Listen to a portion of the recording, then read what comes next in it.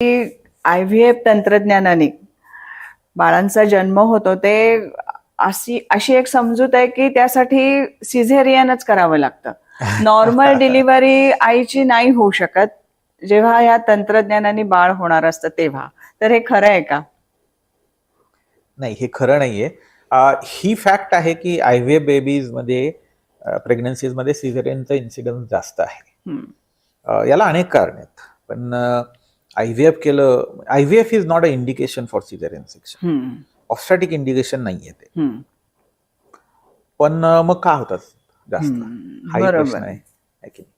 So आता basically आम्ही असं पाहिलंय की युजली 38 वीक्सच्या आसपास, म्हणजे 40 आठवड्याची प्रेग्नन्सी असते, 38 आठवड्याला आम्ही ठरवतो की how we are going to go ahead by natural concept delivery और नॅचरल पेन येऊ द्यायच्या थांबायचंय, सिझेरियन करायचं. कारण 38 वीक्सला बेबी मॅच्युअर झाले.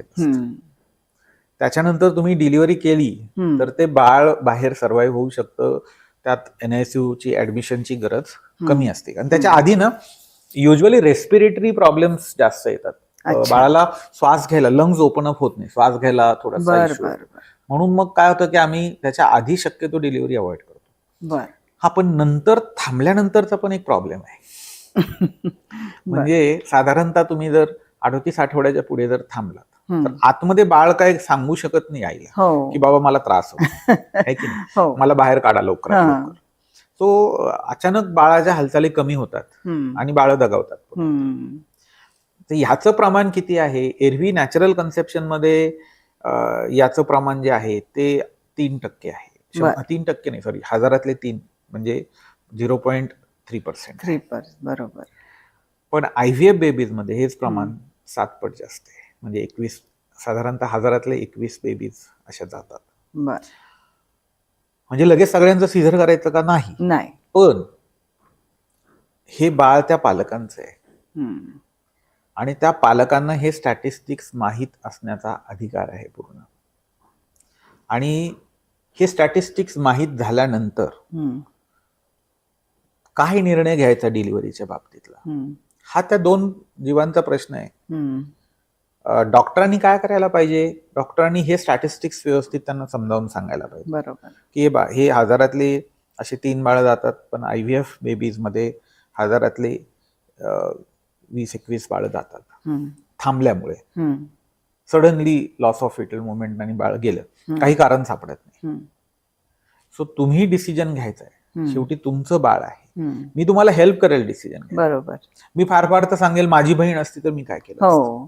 बरोबर. पण मी असं नाही म्हणू शकत की हा निर्णय तुम्ही थोपू नाही शकत. So doctor has a limited role in its की प्रोव्हाइड प्रॉपर सायंटिफिक इन्फॉर्मेशन. त्यात घाबरून देणं वगैरे हे पण नाही करायला पाहिजे. बरोबर.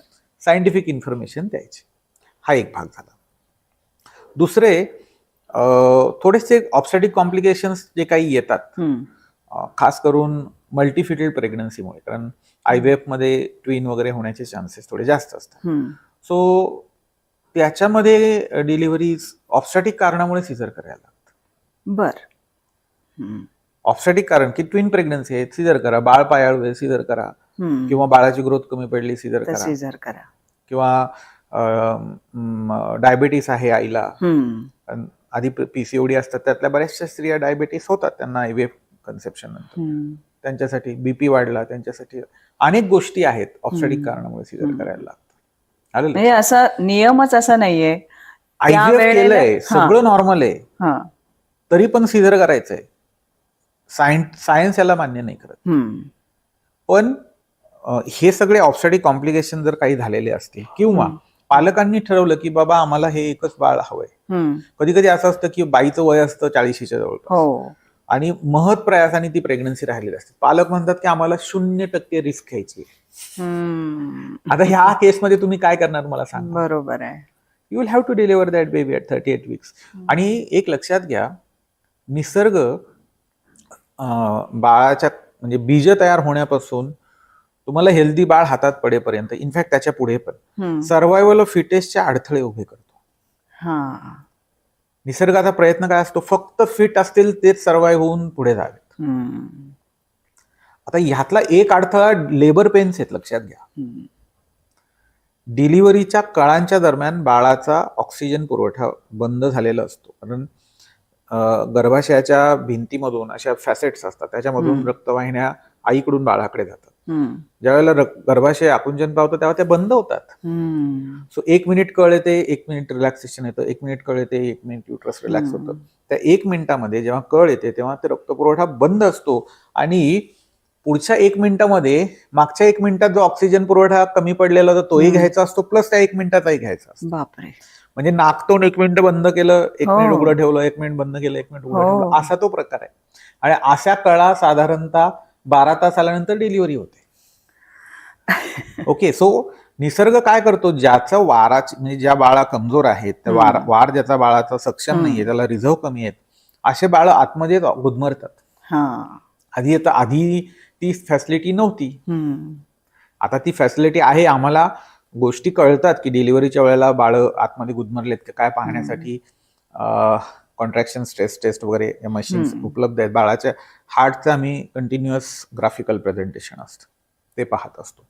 त्याच्यात जर काही ड्रॉप्स आले की सिझर करायला लागतं, असंही होतं. बरोबर आहे. पण शक्यतो काय पालक म्हणतात की नकोच, आम्हाला ते लेबरची भानगडच नको. लेबरच्या मध्ये बाळाला ऑक्सिजन पुरवठा कमी होऊ शकतो, बाळाला प्रॉब्लेम होऊ शकतात, ही आम्हाला रिस्क घ्यायची नाही. डायरेक्ट सिझर करा. आणि एवढे सगळे द्रविडी प्राणायाम केल्यानंतर त्यांच्या इच्छेला रिस्पेक्ट करणं. आणि उद्या जर एखादे पालक म्हटले की तुम्ही सिझर करा आणि आम्ही नॉर्मल डिलिव्हरीचा प्रयत्न केला आणि जर चुकून त्या बाळाला काही झालं तर मग नाही, बरोबर आहे. कसं जस्टिफाय करणार तुम्ही? त्या परिस्थितीवर ते सगळं त्या वेळच्या. म्हणजे ऑब्स्टॅटिक इंडिकेशन विचाराल तर IVF is not a reason for caesarean section. Obstetric reason नाहीये ते. पण ही फॅक्ट आहे की IVF बेबीज मध्ये सिझेरियन सेक्शनचं प्रमाण जास्त आहे, त्याच्या मागे ही कारण आहे. बरोबर आहे.